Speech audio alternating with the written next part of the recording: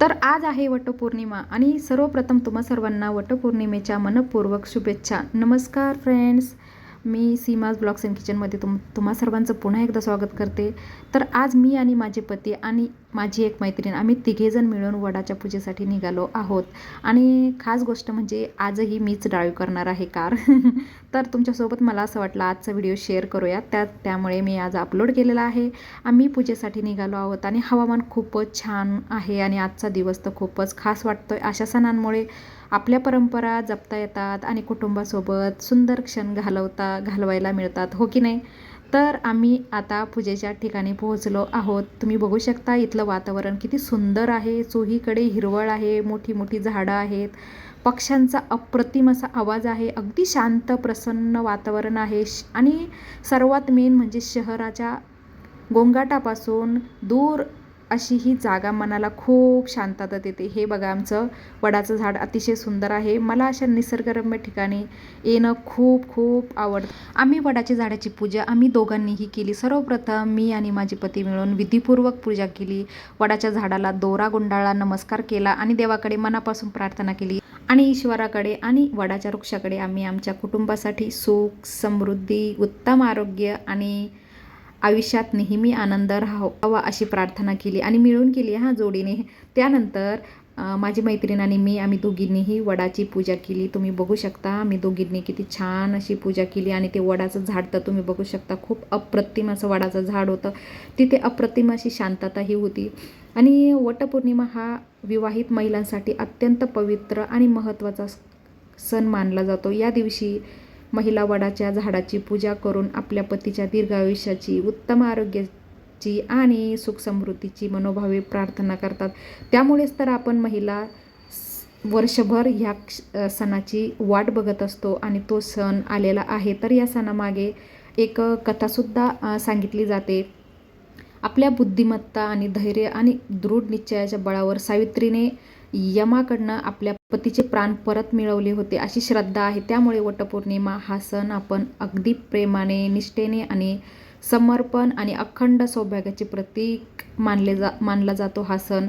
आणि त्यामुळे आपण खूप प्रेमाने आणि मनापासून आणि निष्ठेने हा सण साजरा करत असतो. वडाचे झाड दीर्घायुष्य, स्थैर्य, सामर्थ्य आणि समृद्धीचे प्रतीक मानले जाते. सर्वांना आपल्याला माहीतच आहे, त्याच्या विशाल फांद्या आणि मजबूत मुळे आपल्याला नातेसंबंधातील दृढता आणि कुटुंबातील एकता आणि आयुष्यातील स्थिरतेचा संदेश देतात.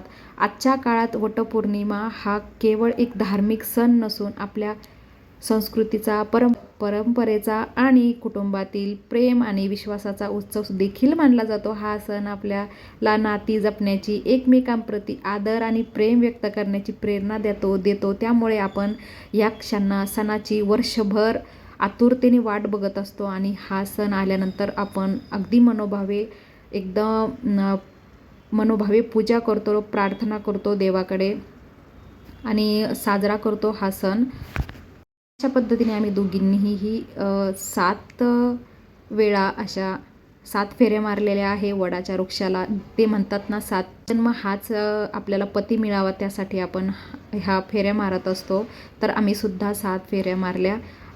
आणि त्यानंतर आणि खरं तर काय असतं हो, अशा छोट्या छोट्या क्षणांमध्येच आयुष्यातील खरा आनंद दडलेला असतो, हो की नाही. परंपरा जपत, एकमेकांसोबत वेळ घालवत व सण साजरे करणं ही खूप सुंदर अशी भावना आहे. आणि आपल्याकडे ही अतिशय प्रेमाने साजरे केले जातात आणि हे खरं तर आपलं भाग्य समजलं पाहिजे आपण. आम्ही दोघींनीही वडाची अगदी मनोभावे पूजा केली. त्यानंतर देवाकडे प्रार्थना केली की पतीला दीर्घ आयुष्य मिळो, सुख, समृद्धी, शांती मिळो आणि आयुष्यात त्याला भरभरून आनंद मिळो. आणि वडाची पूजा झाल्यानंतर आम्ही एकमेकींना हळदी कुंकूही दिले. पूजा झाल्यानंतर प्रत्येक विवाहित स्त्रिया एकमेकींना हळदी कुंकू लावतात. ही एक परंपरा केवळ एक रीत नसून प्रेम, स्नेह, आदर आणि सौभाग्याचं प्रतीक मानले जाते. हळदी मंगल, आरोग्य, समृद्धी आणि शुभतेचे प्रतीक मानले जाते. तर कुंकू हे अखंड सौभाग्य, पतीच्या दीर्घ आयुष्याची भावना आणि मंगलमय जीवनाचे प्रतीक मानले जाते. हे वटाचं वृक्ष तुम्ही बघू शकता किती सुंदर डौलदार उंच आहे आणि बघा खरंच खूप मन प्रसन्न होते ह्याच्याकडे बघून. आणि त्यानंतर एकमेकींना हळदी कुंकू लावताना स्त्रिया परस्पराच्या सुखी संसारासाठी, उत्तम आरोग्याची, समृद्धीसाठी आणि अखंड सौभाग्यासाठी शुभेच्छाही देतात.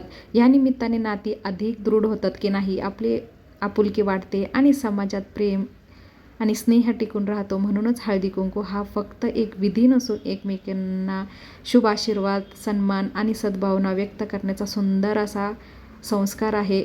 आणि हे आपण प्रत्येक वेळी काहीही कुठलाही सण असला तरीही आपण प्रत्येक विवाहित स्त्रिया ह्या एकमेकींना हळदी कुंकू ह्या देतातच.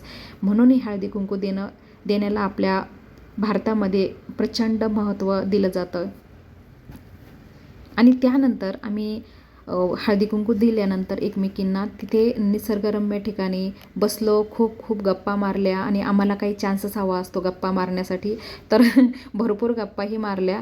आता आमची पूजा पूर्ण झालेली आहे आणि आम्ही आता घरी निघालो. आजचा दिवस आमच्यासाठी खूप खास आनंददायी ठरला. तुम्ही वटपौर्णिमेची पूजा कशी साजरी केली ते कमेंटमध्ये नक्की कळवा. तुमच्या शुभेच्छा आणि प्रेम नेहमीच मला प्रेरणा देतं.